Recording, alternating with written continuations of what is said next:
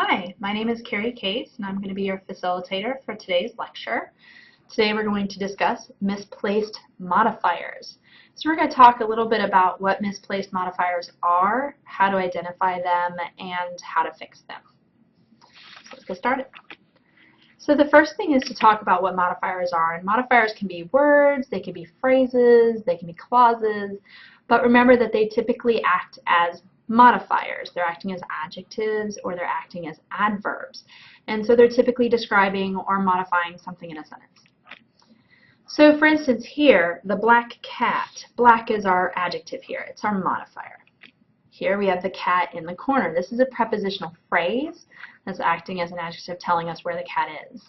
And then the cat that he adopted, again another descriptive phrase talking about the cat, telling us which one. So sometimes modifiers limit another word to make the word or words more specific. So for instance, the basket in the boy's bedroom. So this is telling us again which basket. It's a phrase, it's a prepositional phrase. Notice it's not as simple as just an adjective or an adverb here. It is a phrase, and we make sure that it's talking about the basket. Here we've got 20 cookies, telling us how many. We've got the card that she gave me. So if somebody said, which card? You might say, well, the card that she gave me. This is the adjectival phrase that tells us which card. And they seldom visit, telling us how often. So seldom here is the modifier, telling us how often they visit. It is explaining and making words more specific so that we know exactly what our writer is trying to say. Now sometimes those modifiers are placed incorrectly in a sentence, and as they're placed incorrectly in a sentence, we need to not only be able to identify that they're placed incorrectly, but how to fix them. Now the problem is as readers, we make a lot of assumptions. We spend a lot of time trying to figure out what our writers are trying to say. The best writers don't require that of our readers. The best writers make very clear exactly what they're trying to say, exactly what they're trying to discuss. That's your job as a writer. It's not their job as the reader to figure it out. So as the writer, you need to do this very well. As a reader, we shouldn't have to do that. So as readers, we typically do. We're surrounded by bad examples of writing every day, but as writers, we need to make sure we take that responsibility ourselves. So modifiers can make your writing more specific and more vivid. This is way more than, I love my cat. It might be, I love my big, fluffy, soft black cat. We want to make sure to add these modifiers to create this image for our readers. The more of an image that we create for our readers, the more likely are to stay with us and to be engaged in what they're reading. And so as writers, we want to make this very clear. So as a result, modifiers typically give the reader a clear picture of what you want to say, and they help you to say it precisely. And if we're going to do this, we need to make sure to do it correctly. So as a rule, we typically put our modifier as close as possible to the word, phrase, or clause it's modifying. We need to buddy them up. They need to be holding hands majority of the time. We want them touching each other in the sentence. If they are displaced or separated by phrases or structure or punctuation, then sometimes that causes a little bit of disruption in the understanding of our reader. So make sure the noun or pronoun in a sentence where we have a comma in the middle is usually doing what comes before the comma. We're going to talk more about this later, but as a rule, if we have a comma in the middle of a sentence, then typically what comes after that comma needs to be our subject or our doer of whatever's inside the comma phrase. We're going to talk more about this as we go, but just be aware as you're looking through some of these that, that commas play a very important role in a very specific role. So we're going to look at 3 steps to help you check for sentence errors with modifiers, okay? And these are 3 very simple steps, but they will get you where you need to go. So the first thing you need to do in any sentence is you need to find your modifier. And this, remember, can be a word, it can be a phrase, it can be a piece of a sentence, it can be a lot of different things. You just have to be aware of what you're looking for. Then ask yourself, does it have anything to modify? And if it does, we need to decide, okay, well then is that modifier in the right place? Is it as close as possible as it needs to be to the word, phrase, or clause it's modifying? And if it isn't, then we of course need to fix that. Okay? So we're going to use this method to look at an example, and we're going to fix the example as we go.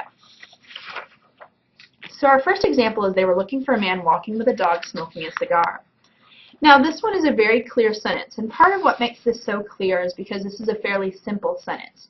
When you're getting into your compound and complex sentences, the relationship of information may not be so clear to your reader. So understand that I'm starting you out with a very, very simple sentence to understand. But as you increase your vocabulary, as you increase your sentence structure and explore academically, you're going to realize that this causes more and more problems because there's more stuff in a sentence to jumble up your reader's understanding. So this is a very simple sentence. The thing is, and the secret is you have to look at it very literally. And that's the test. Look at it literally. And then picture it as you read from left to right. Our readers read from left to right. So they will form the picture in their head as they read from left to right. So if you read this sentence, it says they were looking for a man. So the looking for a man should be the first thing that you see in your mind. Then he is walking a dog. Okay, so that you see a man and you now might see him walking through a park, walking a dog. And then you see that the dog is smoking a cigar. Now some of you just switched it to a bulldog for whatever reason. Now it's got a cigar hanging out of its mouth. Because if you read this from left to right, our modifying phrase is smoking a cigar. And it typically is going to attach to the nearest noun or pronoun before it. And you will realize that dog is the nearest noun or pronoun before smoking a cigar. So the way that this sentence looks like is this man is walking a dog through a park, and the dog has a cigar in his mouth. Now most of you go, well, that's ridiculous. There wouldn't be a dog with a cigar in his mouth. Some of you may know people like that, but not typically. And so because of that, most of you automatically put your modifier where it belonged, and you read it correctly. Again, as your language expands, as your academic experience expands, there's more to put into a sentence and it's not so easily discernible. So, on that note, what is the modifier? So the modifier phrase here is we've actually got two. We've got walking a dog, this is our ing phrase, and we've got smoking a cigar. So we have to look at where the INGs need to go. So we know that the man is walking the dog, but who's smoking the cigar? And so because we're looking at who's smoking the cigar, we know that this one is probably misplaced because we now know that it needs to go as close as it can to the man. And we may need to play around with the sentence. And there's no absolute right or wrong answer. There's just often the clearest way to explain what you're trying to say. So take a second and write down what you think the sentence might look like if we fixed it and we moved the smoking a cigar as close as we can to the man.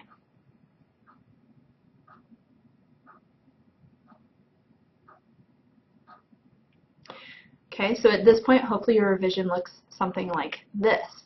They were looking for a man, smoking a cigar, and walking a dog. Notice that, again, the walking of the dog, we automatically attach to the man because it's an ing, but that and helped us to balance that seesaw. So we now have two things that the man is doing. We could have said we were looking for a man, walking a dog, and smoking a cigar. That would have worked. But a lot of times we're going to focus on the man before we focus on the dog. So because we're focusing on the man first, we probably want to attach the smoking of the cigar as close to the description of the man as possible because the dog is something else that he's doing. So in this case, there's no absolutely right or wrong answer, but putting the smoking of the cigars definitely to him is probably one of the best ways to try to organize this sentence. Okay, let's try another one. This one can be taken a little long, so just try to keep it clean, people. Okay, so slathered in whipped cream and nuts, she ate the hot fudge sundae. So remember that we talked a couple of slides ago about typically whatever comes after the comma is what should be doing what came before the comma. So after the comma is our subject, typically, and you will notice that it's she. She is doing the eating of the sundae, so she's the doer in the sentence, she's the subject of the sentence. And we began with a participial phrase, slathered in whipped cream and nuts. We're starting with that adjectival phrase, or adjectival phrase. So it's followed by a comma. It's a dependent clause, comma, independent clause. Okay? So this kind of looks a little silly because it looks like she is the one slathered in whipped cream and nuts. All right, which we know probably isn't correct. She wouldn't be in the middle of a sundae shop slathered in whipped cream and nuts. So again, we have to ask ourselves, what's the modifier? So we know now that our participial phrase is the modifying phrase here. And we have to decide, what is it trying to modify? Well, we now know that she's not the one that's slathered in whipped cream and nuts. So take a second and decide, what is slathered in whipped cream and nuts? Okay, yeah, very good, the sundae. All right, the sundae. So we have to decide, is it in the right place? This one's very easy. This one's a dependent clause, independent clause. But there are two ways to fix this sentence, so we're going to look at both ways. So the first one is slathered in whipped cream and nuts, and what I'm going to do is I'm going to fix the comma error, that whatever comes after the comma is what's doing what comes before the comma. So if I look in this, it's the hot fudge sundae that is slathered in the whipped cream and nuts. So I'm going to stay with the original sentence structure, and I'm going to just put my pieces where they need to go. So now it's slathered in whipped cream and nuts. The hot fudge sundae was eaten by her. So you'll notice that again, that what came before the comma is attached to what's coming after the comma. But you will notice that this is in passive voice. And remember, we typically avoid passive voice whenever we can, unless we're deciding to specifically draw emphasis on our dependent clause that we're leading with. And so we can make this active by going ahead and just switching the parts according to subordination. So the second example is, she ate the hot fudge sundae slathered in whipped cream and nuts. We can add in a bunch of what that was. We can do all sorts of things. There's no exact right or wrong answer. But do notice that we do have a passive option and we have an active option, but they both fix that kind of perverted interpretation of our example. So notice that again, you got some people with some dirty minds, and if you're not very clear at what you're trying to say, then they can take it away from you, and you don't want to do that. Okay?